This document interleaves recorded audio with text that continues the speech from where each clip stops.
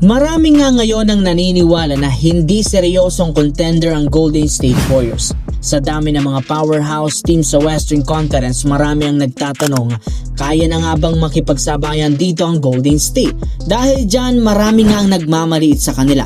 Pero habang may mga nagdududa, tahimik lamang nga silang naghahanda. At ngayon, may malaking pagbabago sa kanilang identity. No more small ball. May Charles Bassey, may Kristaps Porzingis at may Al Horford. Tatlong big man na pwedeng magbigay ng size, shooting, depensa at experience. At may isa pang bagong piyesa na tutulong, si Axel Lendeberg. At ang mas exciting, may hinihintay pa nga sila. Kaya paano kung ang team na minamaliit ng marami ngayon, siya palang team na pwedeng maging malaking problema sa Western Conference? Paano kung mas malakas ang Golden State Warriors kesa sa ine-expect ng karamihan? Dahil kapag nag-click ang lahat ng piyesang ito, pwedeng magulat ang lahat. At yan ang ating pag-uusapan ngayon. Unahin natin ang pinakamalaking pagbabago sa team na ito, ang size. Dahil kung dati sanay tayong makita ang Warriors na gumagamit ng small ball lineup, ngayon ibang klase na ang pwedeng ibato nila. Magsisimula yan kay Kristaps Porzingis. Si Porzingis ang inaasahang malaking starter sa frontcourt. Napakalaking bagay ng kombinasyon ng kanyang size at shooting. 7-footer na kayang tumira sa labas. Imagine mo ang pick and pop nila ni Curry. Kapag lumabas ang big man para bantayan si Porzingis, mas magkakaroon ng space si Stephen Curry para umatake. Pero kapag nagstay naman sa loob ang defender, may pagkakataon si Porzingis tumira sa labas. At hindi lang yon, nandyan rin si Al Horford, isang veteranong big man na hindi kailangang umiscore ng marami para magkaroon ng impact. Depensa, shooting, screen, passing at higit sa lahat, playoff experience ang may bibigay niya. At kung kailangan naman nila ng mas physical na sentro, nandyan si Charles Bassey. Rebounding, rim protection ang kaya nitong maibigay. Kaya dito nagiging interesting ang front court ng Golden State. Porzingis, Horford, Bassey, tatlong big man, tatlong magkakaibang role. Kaya sa pagkakataong ito, hindi kailangan pilitin ng Warriors ang small ball kapag malaki ang kalaban. May sagot na sila. At kung malaking pagbabago ang size, dito naman papasok ang bagong katuwang at katulong ni Stephen Curry na si Axel Lendeberg.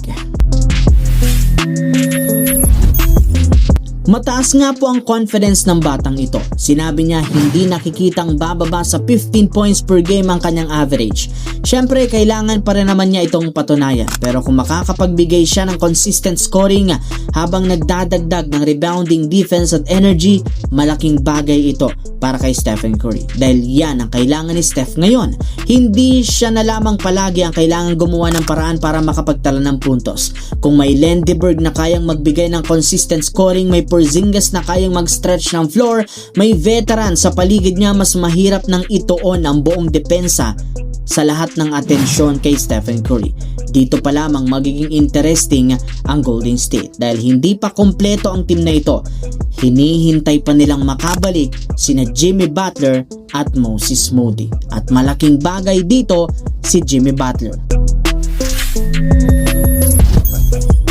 Kapag bumalik nga siya, may isa ka na namang proven scorer at playmaker na kayang gumawa ng sariling tira, umatake sa loob at magdala ng physicality sa depensa. Ibig sabihin, kapag dinoble si Curry, may Jimmy Butler. Kapag kailangan ng size at shooting, may Porzingis. Kapag kailangan ng veteran big man, may Al Horford. Kapag kailangan ng rim protection at rebounding, may Charles Bassey. Kapag kailangan ng energy, additional scoring, may Axel Lendeberg. Kapag bumalik si Moody, dagdag shooting, two-way depth sa iyon at wing. Dito makikita kung bakit pwedeng maging legit na contender ang team na ito.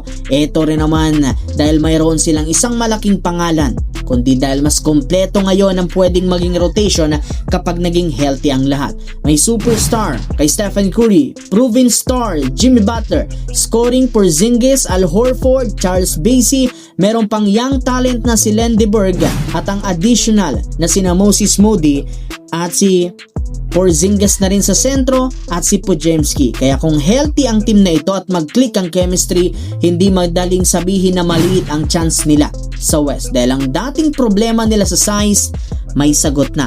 Ang sobrang pagdepende kay Curry, pwedeng mabawasan. Ang lalim na kailangan nila sa isang mahabang playoff series, mas lumalim lalo. Kaya yes mga idol, maraming nagmamaliit sa ngayon sa Golden State. Pero baka yan mismo ang dahilan kung bakit pwede silang manghulat. Dahil habang nakatutok ang lahat ng ibang powerhouse team sa West, tahimik namang binubuo ng Golden State ang isang team na may size, experience, scoring at lalim ng lineup. Kapag healthy sina Curry, Butler, nag-click si Porzingis, naging consistent si Lendeberg at naging solid ang rotation, dito natin makikita kung bakit hindi dapat basta maliitin ang Golden State Warriors. Dahil sa papel, nandyan na ang kailangan. Kapag nagsama-sama ang lahat ng piyesang ito, baka Golden State Warriors pa ang maging team na hindi inaasahang gugustuhing makatapat sa Western Conference lalo pagdating sa playoffs.